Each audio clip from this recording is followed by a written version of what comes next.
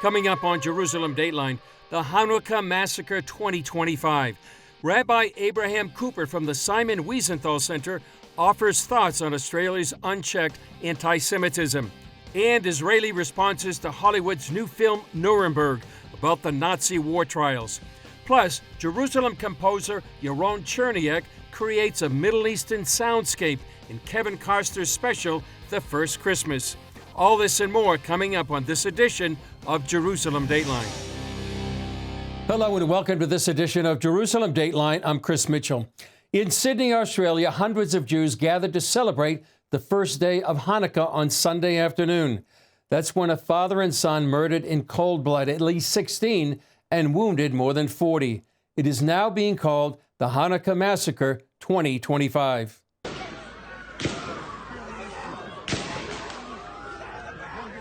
The killing spree sent hundreds fleeing for their lives. Dozens of videos spread the horrible mass slaughter around the world nearly in real time. So you're watching it kind of happening in real time, and to just feel that helplessness, that there's nothing you can do for them, you can just watch, and it's just horrible to see what is happening. This picture epitomizes the horror of the massacre on Bondi Beach in Sydney. Arsen Ostrovsky, an international lawyer, moved to Australia 2 weeks before. Australia's 9 News captured Ostrovsky moments after the shooting spree. It was absolute chaos. We didn't know what was happening, where the gunfire was coming from. I saw blood gushing in front of me. I saw people hit, saw people fall to the ground. My only concern was, where are my kids? Where are my kids? Where's my wife? Where's my family? I survived October 7th. I lived in Israel the last 13 years. We came here only 2 weeks ago to work with the Jewish community, to fight anti-Semitism, to fight this bloodthirsty, ravaging hatred. Ostrovsky is a friend of CBN News. We interviewed him just 2 months ago in Tel Aviv's Hostage Square, just before the release of the remaining living hostages. The dead include a Holocaust survivor and a child of 10 years old, and several of the wounded are fighting for their lives. The two attackers were a father and son. The son reportedly investigated for ties to ISIS in 2019. The father died in the attack. Israel and Australia are also investigating if Iran had any role in the attack. There are also heroes. Video shows this man, reportedly a Muslim fruit shop owner, seizing one of the attackers and taking his gun. Australia has seen a surge in anti-Semitic incidents since the 2023 October 7th invasion by Hamas.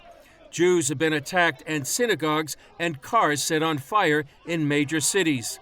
Sunday, Israeli Prime Minister Benjamin Netanyahu read from a letter he sent to Prime Minister Anthony Albanese earlier this year, criticizing him for appeasement of global anti-Semitism after Albanese called for a Palestinian state. Your call for a Palestinian state pours full fuel on the anti-Semitic fire. It rewards Hamas terrorism. It emboldens those who menace Australian Jews and encourages the Jew hatred now stalking your streets. President Trump condemned the mass shooting as a purely anti-Semitic attack. Australian Christian Abigail Crombie Heading told CBN News the massacre is a wake-up call for the church. And I think this is a really important opportunity for Christian leaders, for pastors, for churches, to just step up and say that this is not okay. The Australia massacre took place on the first day of the Jewish celebration of Hanukkah. Communities across the globe are on high alert as the 8-day holiday continues.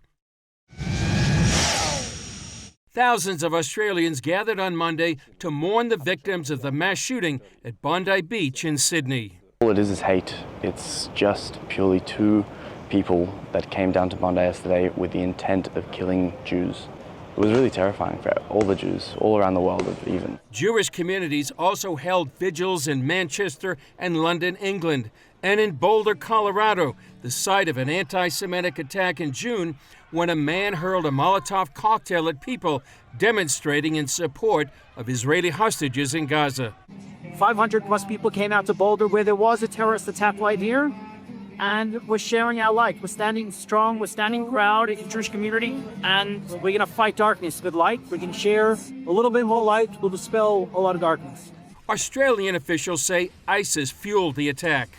Early indications point to a terrorist attack inspired by Islamic State, allegedly committed by a father and son. There is no evidence to suggest other individuals were involved in this attack. However, we caution that this could change given it is early in our investigation. At Bondi Beach, Israel's ambassador to Australia came to the memorial. My heart is torn apart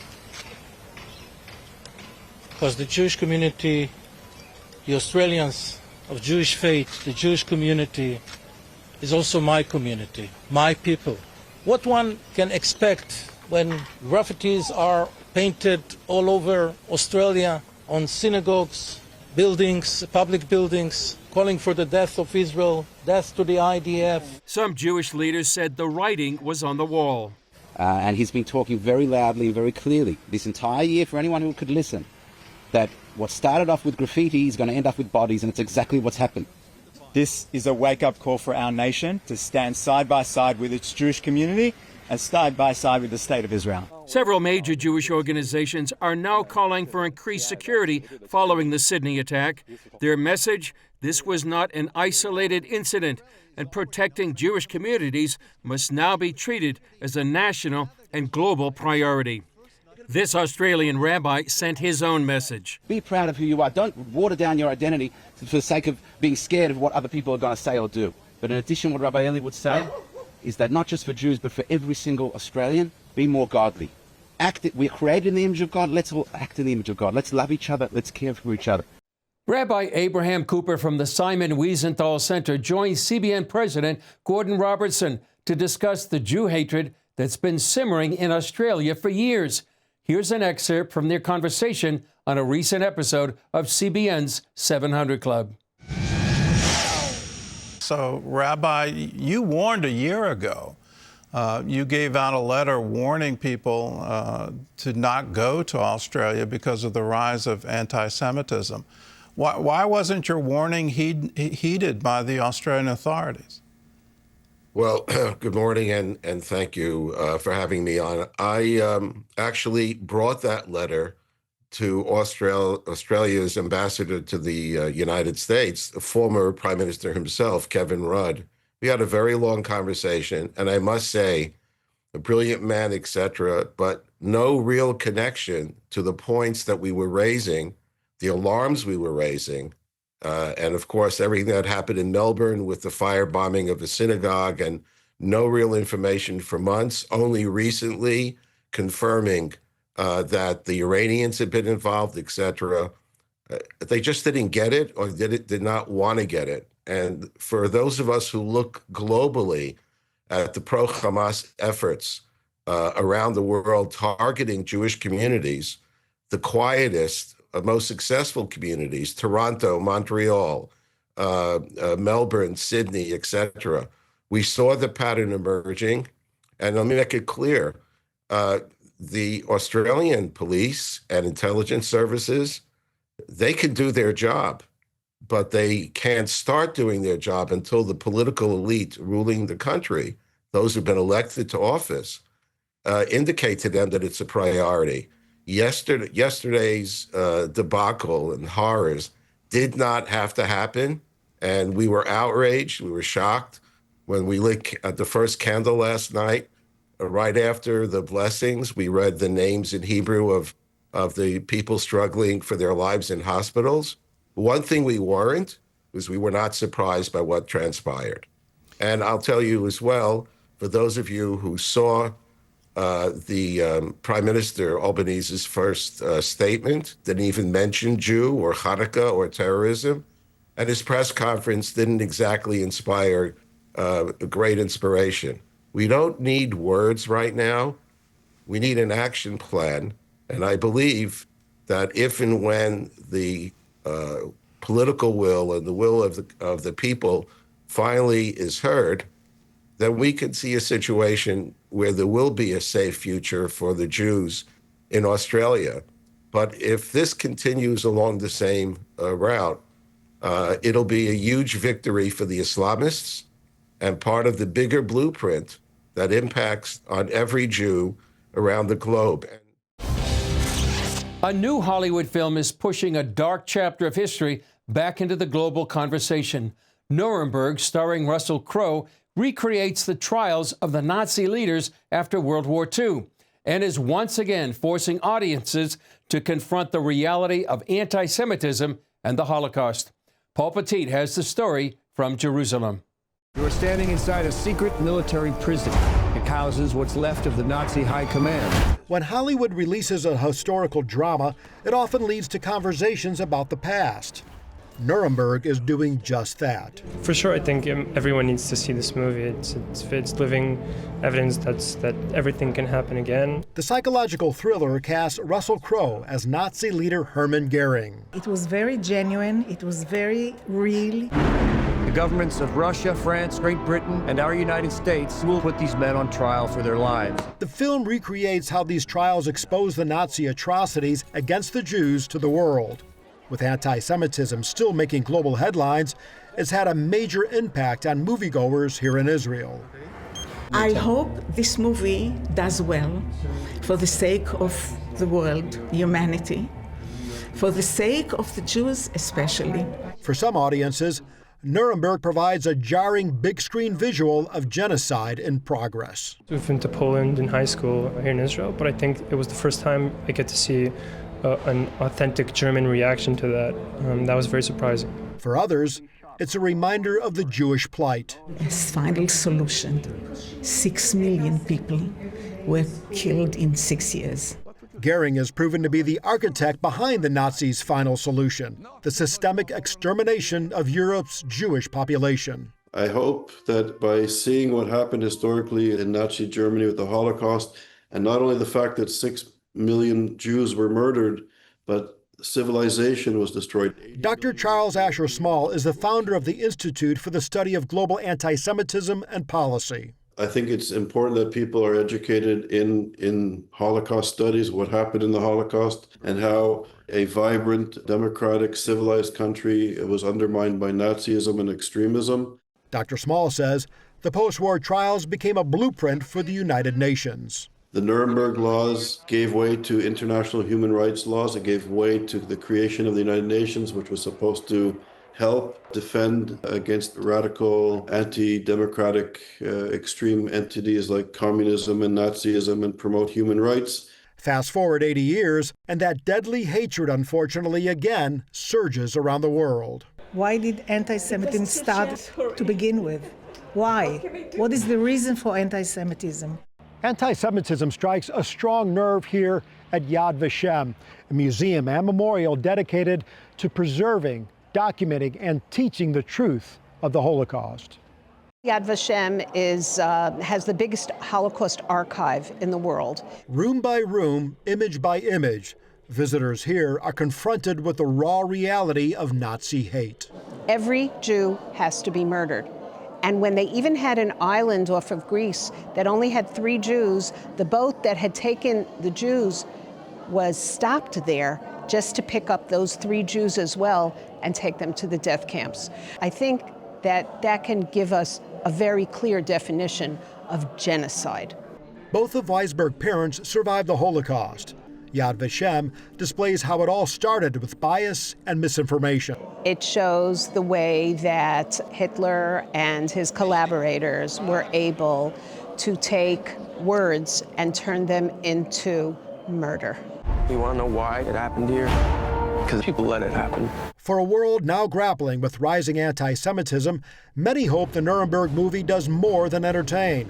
They hope it will open the eyes of a new generation to what can happen when hatred goes unchecked.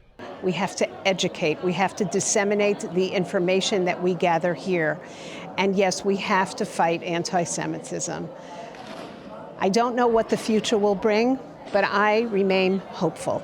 My parents could not have survived. I could not have been standing here, but I am. And I stand here as a proud grandmother of 33 grandchildren, Israeli grandchildren, that love their country, love the land, love God, and continue on as a proud Jewish people. Paul Petit, CBN News, Jerusalem. The story of Jesus' birth is very much a Middle Eastern story. So who better to score ABC's recent Christmas special, The First Christmas, than a master of Middle Eastern instruments? Our correspondent, Julie Stahl, spoke with composer Yaron Cherniak about the composing and scoring process. Take a look. Yaron Cherniak, thank you for joining us on Jerusalem Dateline. You just scored Kevin Costner's new film, The First Christmas. What did you want to convey through your music in this film? Right, so I wanted to create a sonic palette that could actually express the film's emotional arc. And by the way, shout out to Pavel Zaretsky, my co-composer, for working with me on a few of the cues. We wanted to convey this beautiful, heartfelt story, but also cinematic. So we're blending these beautiful acoustic Middle Eastern sounds with lush, expensive orchestral parts. So what was your favorite song or favorite part in the film? So one of my favorite cues were the Magi's cues. Whenever we had the Magi's visiting Herod or visiting Mary and Joseph to honor baby Jesus, we had to shift to a very Middle Eastern, Persian, even Persian sound.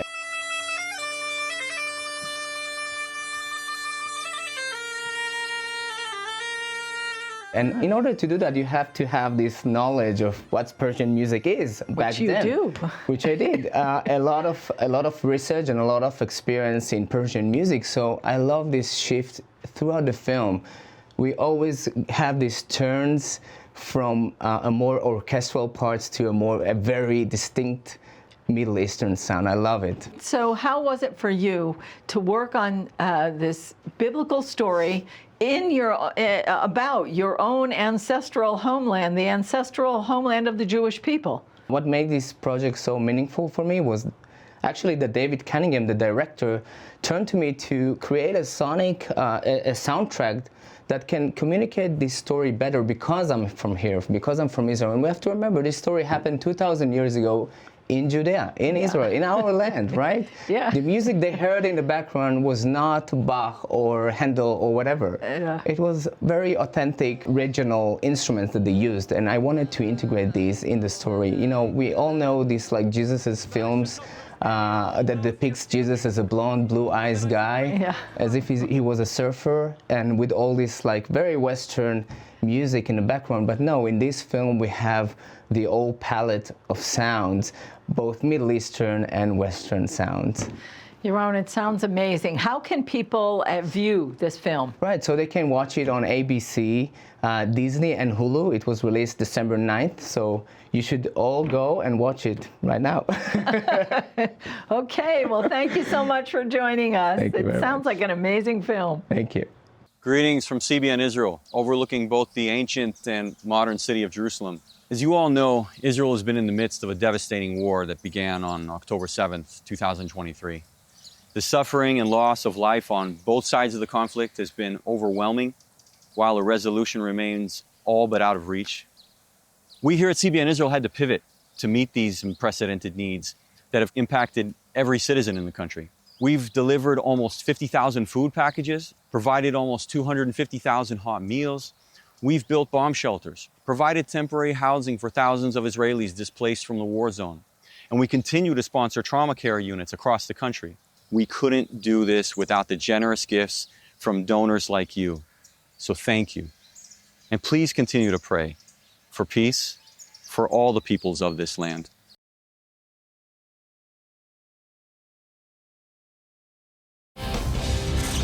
Christmas is all about celebrating Christ as Emmanuel, God with us. One of my favorite Advent carols is O Come, Emmanuel. Here's the story behind that song, explained by Claire Fawn from the University of the Holy Land. We also bring you violinist Maurice Sklar, performing it in one of Jerusalem's great treasures, St. Anne's Church, first opened in the year 1140. Enjoy.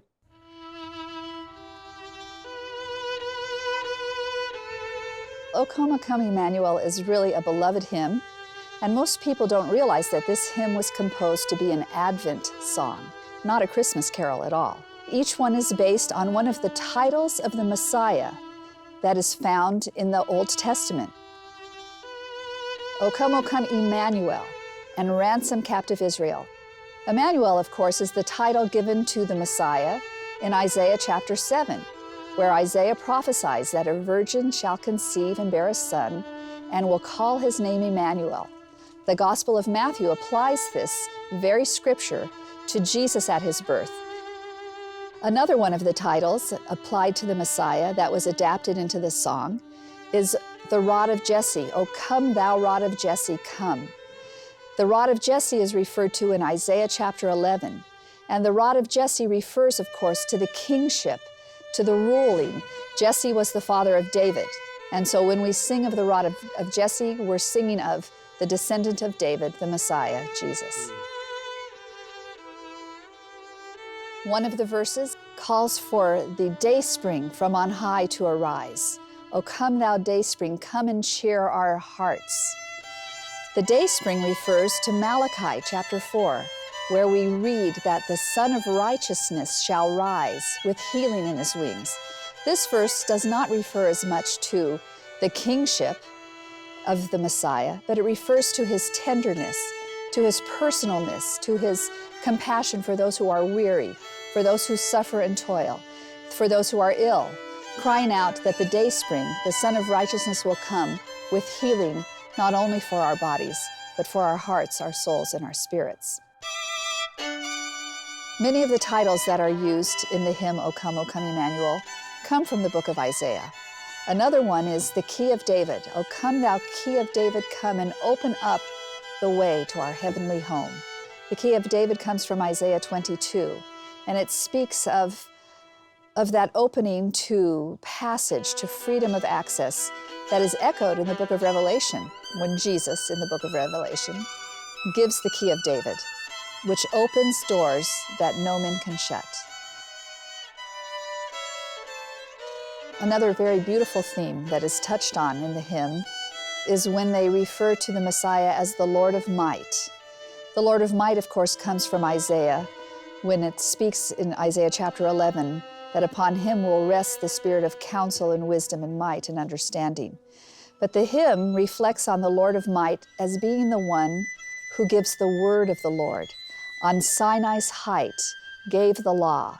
And of course, the word of the Lord is not simply the law, but it's really Jesus himself. Jesus is the Word of God. The song, O come, Emmanuel, is evoking that longing and expectation that we have. We celebrate that Jesus has already come, but we know that something is not yet complete. So it's a very beautiful song because it has an echo of the past, but a tremendous anticipation of that glorious coming when the rod of Jesse, the Key of David, the one who is almighty, God with us, will establish his kingdom on earth. I like to think of Emmanuel, God with me today, God perfectly present, God who brings his salvation at this moment, God who became Jesus, who showed his love for us in laying down his life, who calls me by name, who calls each of us by name, who loves us as a father, who loves us as a shepherd, who loves us as a king. Today he cries out for the salvation of each human being. Today is the day of salvation. We don't have to wait till tomorrow. We can celebrate Emmanuel, God with us today. Well, that's all for this edition of Jerusalem Dateline. Thanks for joining us. Remember, you can follow us on social media, and you can also access CBN content through our CBN News and other CBN apps. And don't forget to sign up for our email blasts so you can continue to receive all of our updates. And please keep praying for Israel, the peace of Jerusalem, and for the protection of all of our Jewish friends during this Hanukkah season that had begun so tragically. I'm Chris Mitchell. For all of us here at the Jerusalem Bureau, we'll see you next time on Jerusalem Dateline.